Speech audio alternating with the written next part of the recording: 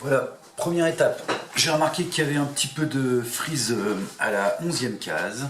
Donc je vais utiliser un Rocket Fret qui me permet, en faisant des petites bascules comme ça, de me rendre compte qu'il y a une frette plus haute que l'autre. Donc voilà, la 11e frette est un petit peu plus haute que la 10 et la 12. Donc je vais la baisser un petit peu en y allant délicatement avec une cheville en bois assez dur et un marteau léger. Voilà. Et voilà, c'est parfait. Parfait. Bon alors, je fais une petite vérif sur le reste du manche. J'en ai pas, j'avais pas détecté d'autres. Voilà, il y a un léger. Ah, c'est trop léger pour intervenir. Voilà. On va dire que, voilà, niveau planif, hein, je vais pas faire une planif. On va dire que ça suffit. Maintenant, on va régler le truss rod.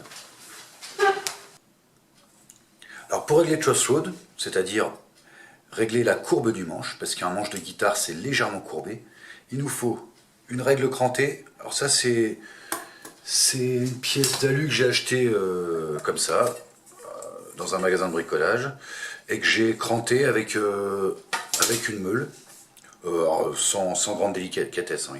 Il faut juste garder la surface plane et s'assurer que les frettes passent. Donc il me faut cette règle crantée,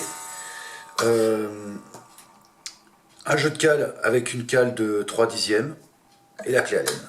Donc en fait la règle pour régler la courbure du manche sur la plupart des guitares, folk ou électriques, hein, ce sera il faut que la cale de 3/10 passe gras à la 10e case. Donc je mets ma règle crantée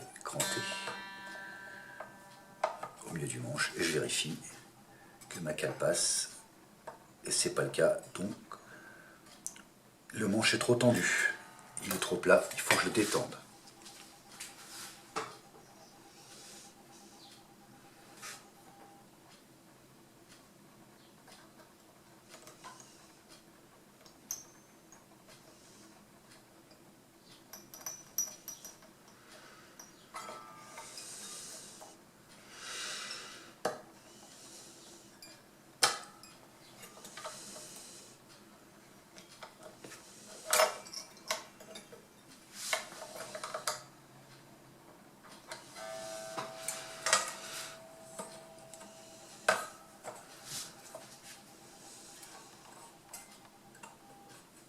C'est mieux.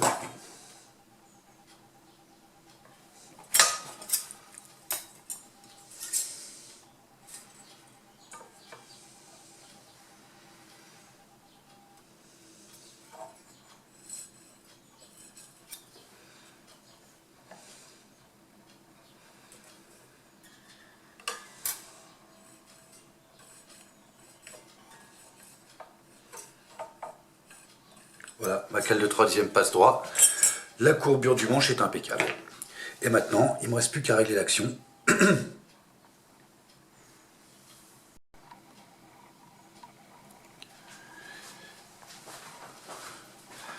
Alors voilà, pour le réglage final de l'action, il me faut la petite clé Allen qui permet de monter et descendre les pontées. Et une cale à radius.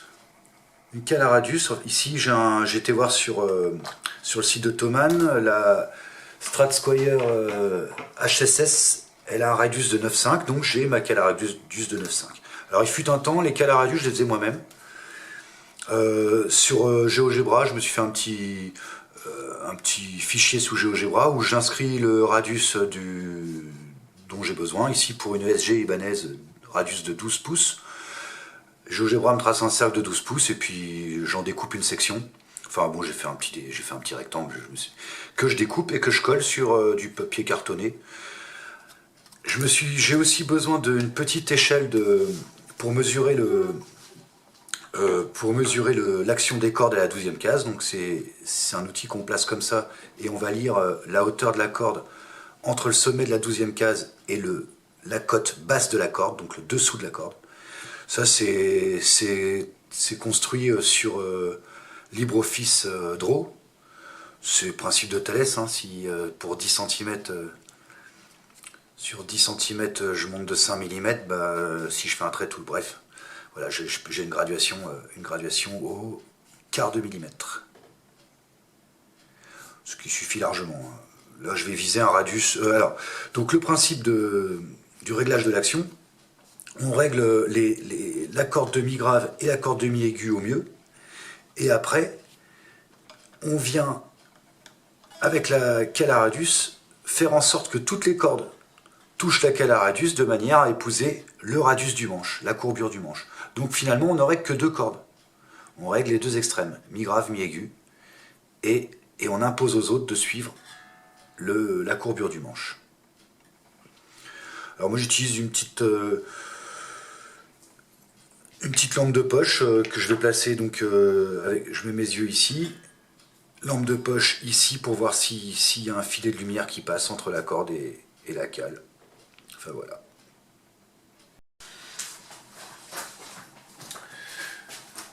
Voilà, hors caméra j'ai fait la mi-aiguë, mais je me dis que ça vaut le coup de filmer 2-3 choses parce que j'ai des petits commentaires à faire. Alors, d'abord je m'assure avant de régler ma corde qu'elle est accordée. Donc j'ai mon accordeur là, ok. Je fais une première mesure de l'action, là je suis là, ouais, on va dire 2, on peut la baisser. Bon, alors au passage, quand on voit comment les vis dépontées sont enfoncées, il y avait un problème. Le manche trop droit, c'était pas la bonne solution.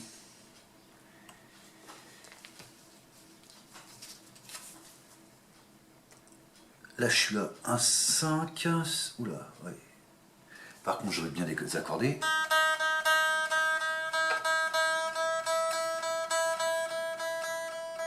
Là, je la réaccorde et je vérifie que ça ne frise pas.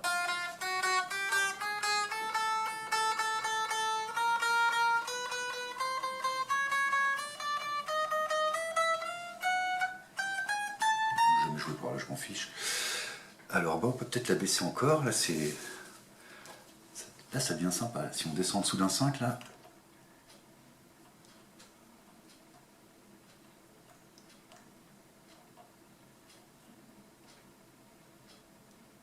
Nickel.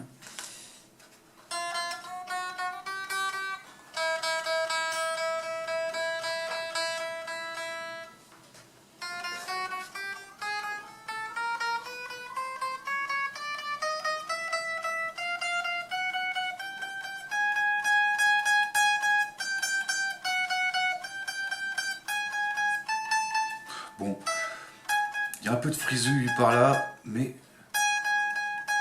j'y joue pas. Ouais, j'y joue pas souvent. Je ne veux pas descendre plus bas, on va dire que c'est ma limite. Je tolère cette petite frisette. Si je change d'avis, bah, je la remonterai un petit quart de tour. Hein. Voilà, là on a une mi-grave, une mi-aiguë qui sont parfaitement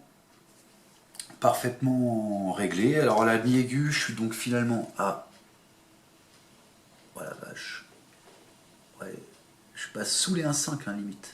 Allez, on va dire 1,5. 1,5 c'est très bien. Pour une strato, c'est très bien. Et bien maintenant, avec la cale, je vais essayer d'amener toutes mes cordes en appui. Une petite lampe de poche derrière.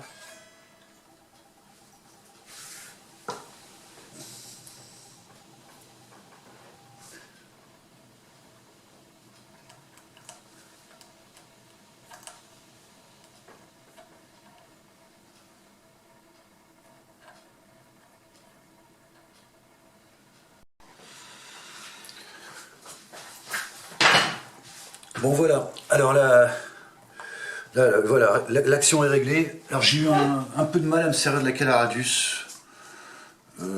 J'ai du mal à voir si la lumière passe entre la corde et la cale. Enfin bref, c'est bon. Du coup, bah, j'ai fait un peu au feeling sur les pontées et j'ai fignolé avec la petite échelle d'action là, qui est là, en prenant l'action corde par corde et en essayant d'appliquer à peu près la même action à toutes les cordes. Et puis bah, je vais finir certainement en jouant au feeling, quoi. Si ça frise, je bougerai, j'essaierai d'ajuster un petit peu, redescendre peut-être un peu les cordes en allant chercher les limites de la frisette pour avoir une action très basse. Voilà. Mais voilà, la guitare est réglée.